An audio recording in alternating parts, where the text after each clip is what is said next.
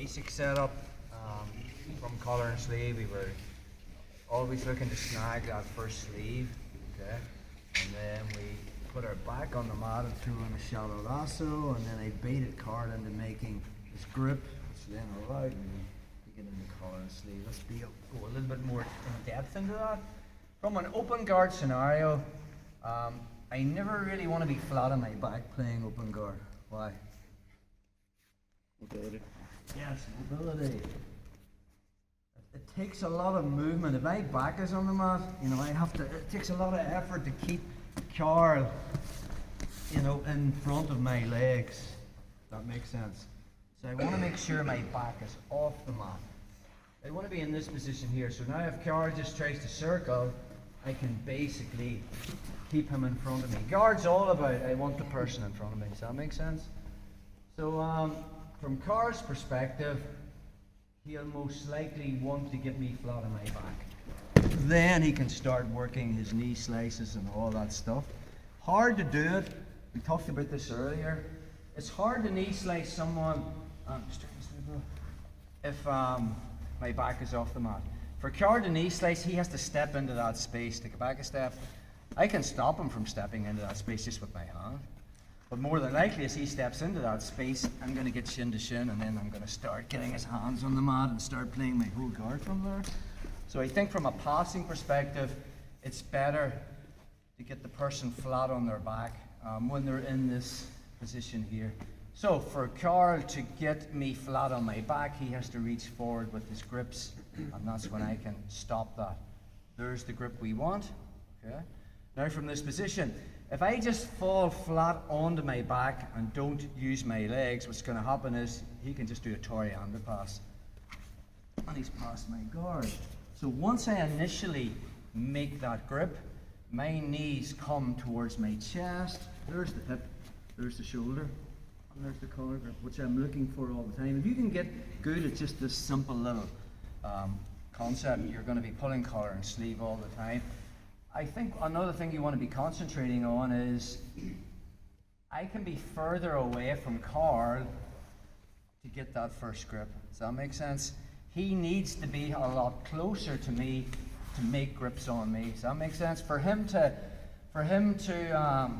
get grips on my pants or grab my feet, he needs to be a lot closer to me than I need to be to him.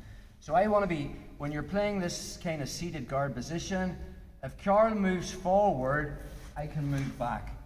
Does that make sense? If he moves back, I can butt scoop forward.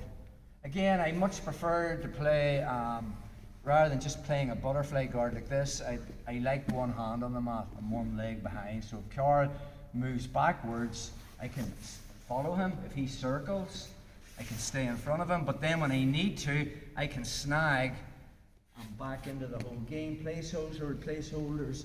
And I'm back into my whole position again. So just, if you're not familiar with that, you want to be thinking about playing that. So think about this guard is, I want to be keeping Carl at just the right distance that he can't pass my guard, but I can make that grip.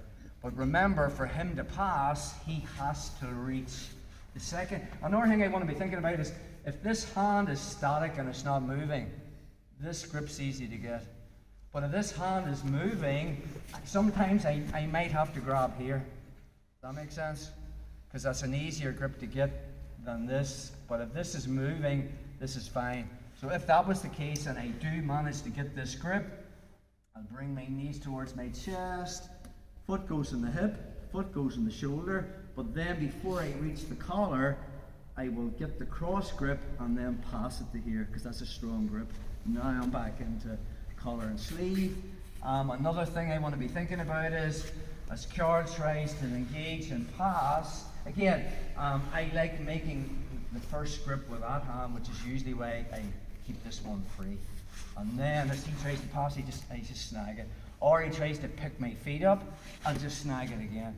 So once I have this, pathway number one is I bring my feet towards my chest, I find the hip, I find the shoulder, collar and sleeve are ready to play. Or sometimes, if we're in the position and I snag this, when I fall back, Carl's already pulled that elbow and we've already covered this. What's the next move? lassos there. And then we're just back into what we covered before. Sometimes from there, if he's bent over, I don't even wait till he makes that grip. All I do is I find the collar again and I'm back into the same position. So just developing that skill of making the first grip from a supine position, yeah? Monitoring the distance between him and me. He has to get closer to me than I have to him. So sometimes, you know, if he's trying to make grips, I'll be not engaging until he makes his movement, then I have it. The second I have it, bring both knees into my chest. Placeholders, collar. And we've already addressed all the scenarios if he's posturing and you can't make that grip. So